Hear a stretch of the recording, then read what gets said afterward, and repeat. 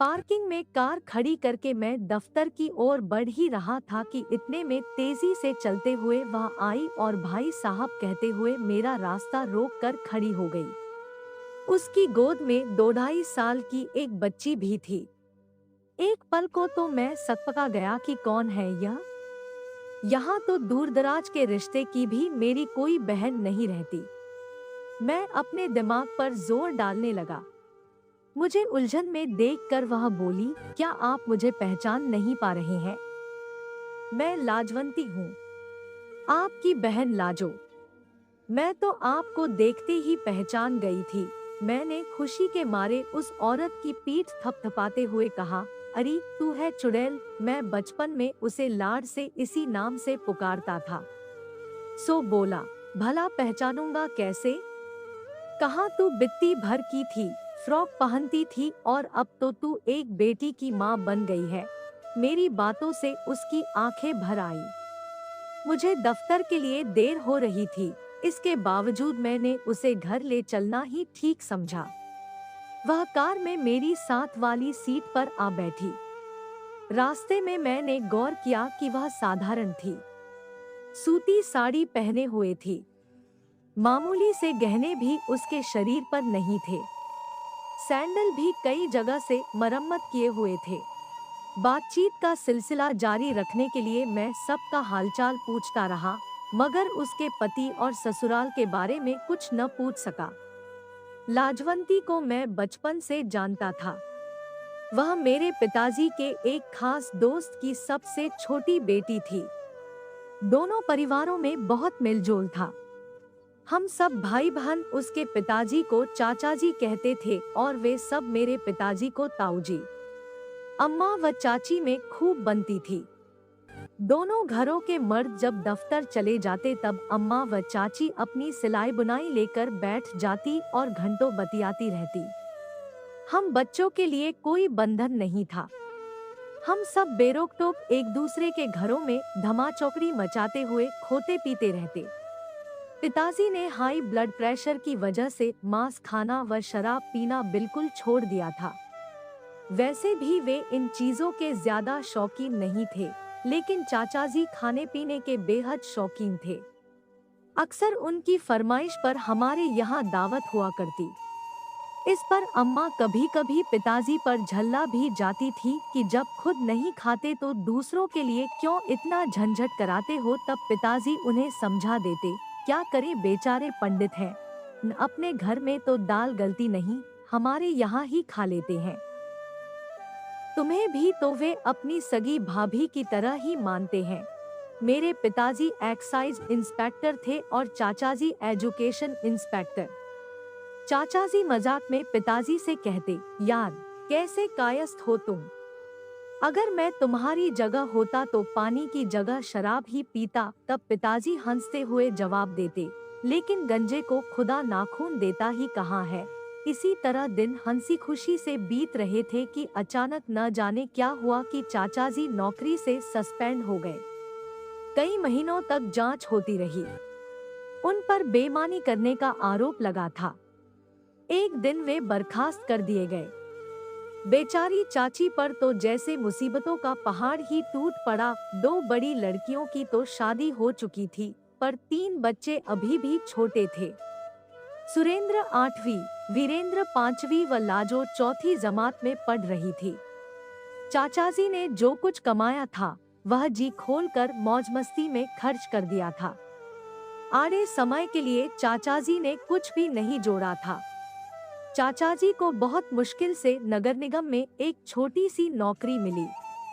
जैसे तैसे पेट भरने का जुगाड़ तो हुआ, लेकिन दिन मुश्किल से बीत रहे थे।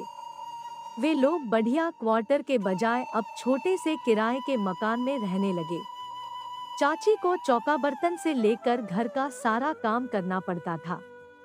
लाड़ प्यार में पले हुए बच्चे अब जरा सी चीजों के लिए तरसते थे। दोस्ती के नाते पिताजी उस परिवार की ज्यादा से ज्यादा माली मदद करते रहते थे। समय बीतता गया। चाचाजी के दोनों लड़के पढ़ने में तेज थे। बड़े लड़के को बीए करने के बाद बैंक में नौकरी मिल गई और छोटे बेटे का मेडिकल कॉलेज में दाखिला हो गया। मगर लाजो का मन पढ़ाई में नहीं लगा। वह अक्सर बीमार रहती थी। वह बेहद चिड़चिड़ी और जिद्दी भी हो गई थी और मुश्किल से 8वीं जमात ही पास कर पाई। फिर पिताजी का तबादला बिलासपुर हो गया। मैं भी फॉरेस्ट अफसर की ट्रेनिंग के लिए देहरादून चला गया। कुछ अरसे के लिए हमारा उनसे संपर्क टूट सा गया। फिर न पिताजी रहे और न चाचा जी। हम लोग अपनी अपनी दुनिया में मशगूल हो गए। कई सालों के बाद ही इंदौर वापस आना हुआ था। शाम को जब मैं दफ्तर से घर पहुंचा तो देखा कि लाजो सबसे घुल मिल चुकी थी। मेरे दोनों बच्चे बुआ बुआ कहकर उसे घेरे बैठे थे और उसकी बेटी को गोद में लेने के लिए उनमें होड़ मची थी। मेरी एकलौती बहन 2 साल पहले एक हादसे में मर गई थी, इसलिए मेरी बीवी उमा भी ननद पाकर खुश हुई। खाना खाने के बाद हम लोग उसे छोड़ने गए। नंदानगर में एक चालनुमा मकान के आगे उसने कार रुकवाई। मैंने चाची जी के पैर छुए पर वे मुझे पहचान ना पाई। तब लाजो ने मुझे ढूंढ निकालने की कहानी बड़े जोश से सुनाई। चाची जी मुझे छाती से लगाकर खुश हो गई और रुंधे गले से बोली, अच्छा हुआ बेटा जो तुम मिल गए।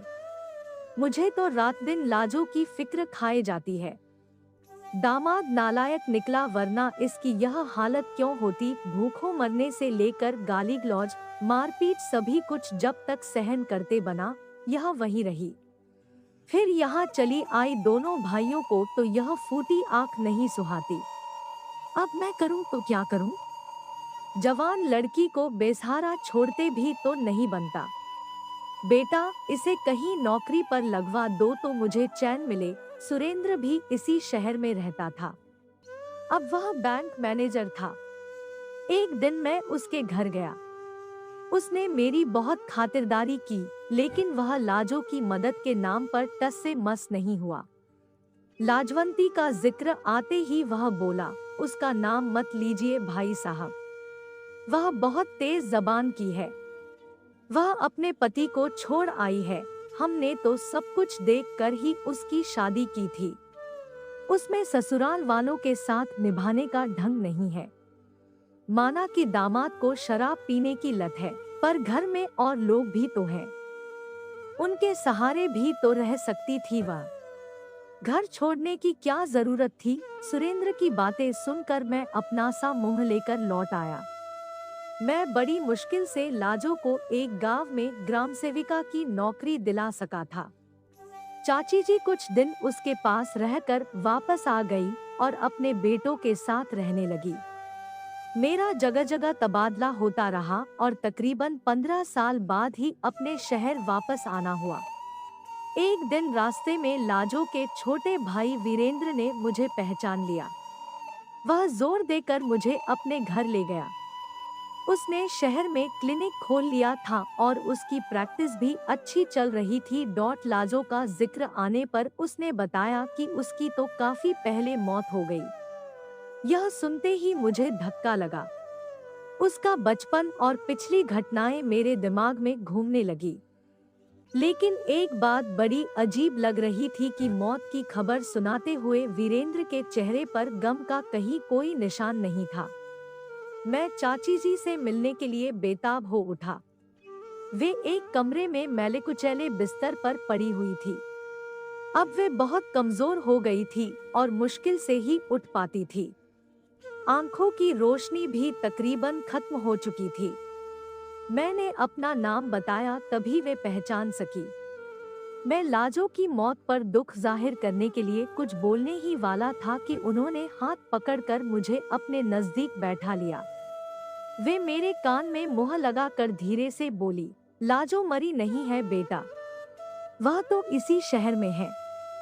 ये लोग उसके मरने की झूठी खबर फैला रहे हैं। तुमने जिस गांव में उसकी नौकरी लगवा दी थी, वहीं एक ठाकुर साहब भी रहते थे। उनकी बीवी 2 छोटे छोटे बच्चे छोड़कर मर गई। गांव वालों ने लाजो की शादी उनसे करा दी। लाजो के अब 2 बेटे भी हैं। वैसे अब वह बहुत सुखी है। लेकिन एक बार उसे अपनी आंखों से देख लेती तो चैन से मरती। एक दिन लाजो आई थी तो वीरेंद्र की बीवी ने उसे घर में घुसने तक नहीं दिया। वह दरवाजे पर खड़ी रोती रही। जाते जाते वीरेंद्र से बोली थी कि भैया, मुझे अम्मा से तो मिल लेने दो, लेकिन ये लोग बिल्कुल नहीं माने। लाजो की यादों में डूबकर चाची जी की आंखों से आंसू बहने लगे थे। वे रोते रोते आगे बोली, बताओ बेटा, उसने क्या गलत किया? उसे भी तो कोई सहारा चाहिए था। सगे भाई होकर इन दोनों ने उसकी कोई मदद नहीं की, बल्कि दर दर की ठोकरें खाने के लिए छोड़ दिया। तुम्ही ने उसकी नौकरी लगवाई थी, तभी मैंने महसूस किया कि सबकी नजरें हम पर लगी हुई है। मैं उस जगह से फौरन हट जाना चाहता था, जहां अपने भी परायों से बदतर हो गए थे। मैंने मन ही मन तय कर लिया था कि लाजो को ढूंढ निकालना है और उसे एक भाई जरूर देना है। आपका समय निकलकर हमारे साथ था, इसके लिए आपका धन्यवाद। अगली बार फिर से मिलते हैं नए और रोचक वीडियो के साथ। चैनल को सब्सक्राइब करना न भूलें। धन्यवाद और शुभकामनाएं।